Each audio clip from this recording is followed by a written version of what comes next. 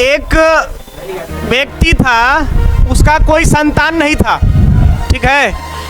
तो महादेव की तपस्या किया। तो तपस्या करने के बाद महादेव प्रसन्न हुए, बोले कि बोलो तुमको क्या चाहिए। तो वो बोलता है कि प्रभु हमको कुछ नहीं चाहिए, बस हमको एक पुत्र की कमी है, एक पुत्र हमको प्राप्त हो जाता तो बड़ा कृपा होता आपका। बोला कि तुम तपस्या किया है, तुम पुत्र देखते हैं तुम्हारा भाग्य में है कि नहीं है। तो उसका कुंडली देखा गया तो उसके भाग्य में पुत्र था ही नहीं। तब कहे कि देखो एक काम करते हैं, तुम्हारे भाग्य में तो है नहीं लेकिन मेहनत किया है तो फल देना पड़ेगा। तुमको हम एक काम करते हैं, एक पुत्र प्रदान करते हैं जो 5 साल तक जीवित रहेगा, 5 वर्ष तक। तब कहा कि बड़ा मुश्किल से मान लीजिए वो पुत्र भी आ रहा है तो वो 5 साल तक जीवित रहेगा, तो कैसे होगा। तो फिर सोच विचार कहा कि ठीक है प्रभु, कम से कम लोग हमको ताना तो नहीं ना मारेगा। ये वैसी जो है टीवी का होल स्क्वायर, समझ गया ना, झूठा बंडा, तो ताना तो नहीं मारेगा ना, इससे बढ़िया कि चलिए दे दीजिए। तो महादेव कहें तथास्तु। कुछ समय के पश्चात जो है, कुछ दिनों के बाद उसका एक पुत्र उत्पन्न हुआ। नाम कुछ भी हो, अविनाश मान लीजिए। अविनाश का मतलब अर्थ है कि जिसका कभी ना नाश हो, उसको क्या कहते हैं, अविनाश। महादेव का भी एक नाम आता है अविनाश, आशुतोष, है ना। तब अब वो क्या किया कि जब बचपन से जब उसका जन्म हुआ, कुछ बड़ा हुआ, 1 साल का हुआ, तो वो आदमी दिमाग लगाया, जिसका पुत्र था, वो मन में उसका ख्याल रहता था कि हम 5 वर्ष तक हमारा पुत्र जीवित रहबे करेगा, तो 5 साल में क्यों ना इसको कुछ इस तरह से शिक्षा दे दिया जाए ताकि वह जीवन भर जब तक अगर चला भी जाए तो उसके बाद भी इसका नाम अमर रहे। तो कहा कि ठीक है कोई बात नहीं है। फिर जो है अपना पुत्र को ले जा करके सब मंदिर के पास ले जाकर घुमाने लगा। अब जितने भी साधु संत महात्मा थे सबसे आशीर्वाद लिवाता। तो एक बहुत बड़े संत थे, उनके यहाँ ले गया और कहा कि जाओ बेटा, उसको जो है बेटों का हमें किस तरह लगता है, अभी नहीं है ना, तो जो है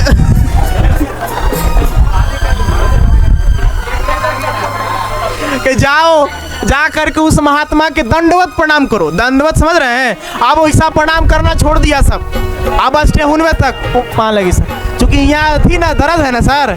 चलिए ठीक है, हाँ ठीक। दंडवत प्रणाम करने के लिए कहा, तो दंडवत प्रणाम किया, जाकर के लेट गया एकदम पैरों में। तो साधु संत जो थे उनके मुख से निकल गया चिरंजीवी भव। देखो बात हमको याद है ना, चिरंजीवी भव, तो चिरंजीवी भव। अब इतना जब निकल गया तब उसके जो पिता थे वो हंसने लगे, कहें कि आप महात्मा गलत आशीर्वाद दे दिए। तो कहा क्यों, कैसे। तो इसको वरदान प्राप्त है कि 5 साल तक जीवित रह गई। तो महात्मा कहा कि असंभव, ऐसा कभी नहीं हो सकता है, हम ऋषि हैं, हमारे मुख से जब आशीर्वाद निकल गया चिरंजीवी भव का तो ये जिंदा रहेगा। तो बोला कि मजाक मत कीजिए, इसको 5 साल तक जीवित रहना है। तो कहा, जो महात्मा थे कहे कि चलो हम आगे चलते हैं, अपने श्रेष्ठ गुरु के पास चलते हैं, अब हमारी इज्जत की बात आ गई है, प्रतिष्ठा की बात आ गई है, तुम हंस गया हमारा आशीर्वाद पर। तो कहा कि ठीक है चला जाए। तो अपने गुरु के पास ले गए महात्मा। तो उस बच्चा को ठीक उसी तरह से कहा कि जाओ प्रणाम करो, और जा करके चरणों में गिर गया, एकदम दंडवत प्रणाम किया। उस महात्मा के भी मुख से निकल गया चिरंजीवी भव।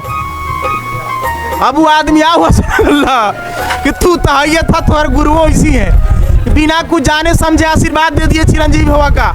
तब उसको लगा कि काहे हंस रहा तू लोग जी, तो ऐसा बात है। बोले कि हो नहीं सकता, संभव है, हम महान ऋषि योगी हैं, हमारे मुख से जब आशीर्वाद निकला चिरंजीवी भव का, था चिरंजीवी भव होगा। चिरंजीवी भव का मतलब होता है चिर काल तक, दीर्घ काल तक जीवित रहेगा वो। दीर्घ काल का मतलब, काल से मतलब बहुत होता है, बहुत समय हो गया। तब जो है कहा कि एक काम करते हैं, अब हम लोग चलते हैं। अब उसके पास पावर था बढ़िया उस महात्मा के पास, कहा कि चलो डायरेक्ट ले चलते हैं हम स्वर्ग के देवता इंद्र के पास, चलो वही निर्णय करते हैं। तो स्वर्ग के देवता इंद्र के पास गए, तो वहीं जाकर के दंडवत प्रणाम किया बच्चा। अब इंद्र के मुख से भी निकल गया चिरंजीवी भव। सब और हंसने लगे, कहे कि देखो ये नीचे तो धरती पर हो ही रहा था, ऊपर हुई हो रहा है, अब कैसे होगा। अब महादेव के मुख से निकला है कि 5 वर्ष तक ही जिंदा रह गया। उसकी अवस्था उस समय 2 साल 3 साल के आसपास था। अब इंद्र को बात पता चला कि काहे हंस रहा है तू लोग जी, तो ऐसा बात है, कहा कि ऐसा हो नहीं सकता, हम देवताओं का राजा है, आशीर्वाद हमारा मिथ्या जा नहीं सकता है। अब गए नारद जी के पास, नारायण नारायण, ऋषियों के श्रेष्ठ ऋषि हैं नारद जी, देवर्षि उसको कहते हैं। वहाँ गए तो उनके मुख से निकल गया चिरंजीवी भवा। अब मामला और गड़बड़ होते गया। वो कहें कि अब चलो पिताश्री के पास चलते हैं, तो ब्रह्मा जी के पास गए, ब्रह्मा जी के भी मुख से भी निकल गया चिरंजीवी भवा। अब क्या होगा? फिर ब्रह्मा जी भी परेशान हो गए, क्या ऐसे कैसे कह दिया हो कि महादेव 5 साल तक दिए हैं। फिर विष्णु जी के पास गए, विष्णु जी के पास भी दंडवत प्रणाम किया, फिर वहाँ भी विष्णु जी के मुख से भी निकल गया चिरंजीवी भवा। अब लास्ट बचे थे कौन? अंत जो है, आदि भी है अंत भी है, समझ गए। वहाँ गए तो वहाँ जाने के बाद महादेव के चरणों में वह उसी तरह से दंडवत प्रणाम किया, महादेव भी मुख से निकल गया चिरंजीवी भवा। तो महादेव कहे क्या जी, हम तो इसको लगता पहचानते हैं। कहेगा हाँ प्रभु आप पहचानते हैं, याद कीजिए 1-2 साल पहले की बात, आप ही उसको वरदान दिए थे कि 5 वर्ष तक जीवित रहेगा। तो बोला कि हाँ दिए तो थे, तो आपके मुख से निकल गया चिरंजीवी भवा। अब इसका अर्थ होता है कि दीर्घ काल तक जीवित रहेगा। तब महादेव डिफाइन करते हैं कि टेंशन मत लो, don't worry, I am here, मैं यहाँ हूँ। कहने का मतलब है कि चिरंजीवी भवा का आशीर्वाद तो हम दे दिए। अब इतना सारे देवता लोग ऋषि मुनि दिए हैं, किसी का बात मिथ्या नहीं सकता है। अब मैं डिफाइन करता हूँ, पृथ्वी पर का 365 दिन होता है, तो ऊपर देवलोक का 1 दिन माना जाता है। अब तुम कैलकुलेशन कर लो कि 5 साल में कितना दिन हो जाएगा, उसके अनुसार 365 दिन अगर 1 साल हुआ तो वहाँ ऊपर देवलोक का कितना होता है? 1 दिन। तो महादेव के मुख से 5 वर्ष का वरदान निकला है, 5 वर्ष जीवित रहेगा। तो 5 वर्ष में कर लो कितना, कैलकुलेशन करो कितना दिन तक जीवित रहेगा। 300 माने 1 साल में 1 दिन वहाँ के लिए, तब वहाँ 365 दिन होगा, तब ना 1 साल होगा।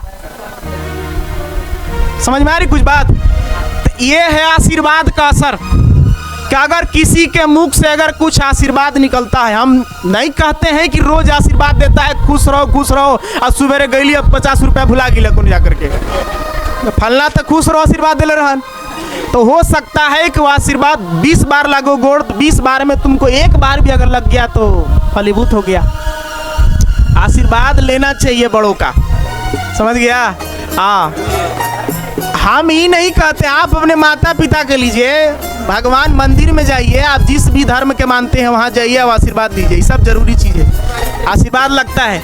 आप देखो कोई भी चिरंजीवी भवा का आशीर्वाद नहीं देता है, इसके वजह से नहीं देता है कि थोड़ा सा असर आ जाता है वो वाला, फिर भगवान पास पहुँच जाएगा वो, समझ गए ना?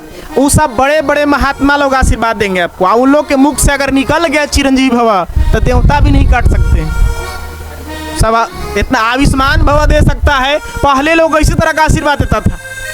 अब ज़्यादा से ज़्यादा सबको चाहिए खुश रह, जिया, कल्याण हो, है ना, बाल बच्चा सुखी संपत्ति रहूं, भरल दरबार रहे, समझ रहे हैं ना? खुश रहो तो जनरली सबका है। अब आशीर्वाद दे कौची रहा है, प्रणाम करोगे रिटर्न कर देगा प्रणाम, नीचे पैर छुएगा तो आशीर्वाद देगा, तो बात अलग है। Good morning, hi bye hello चल रहा है, ये सब चल रहा है।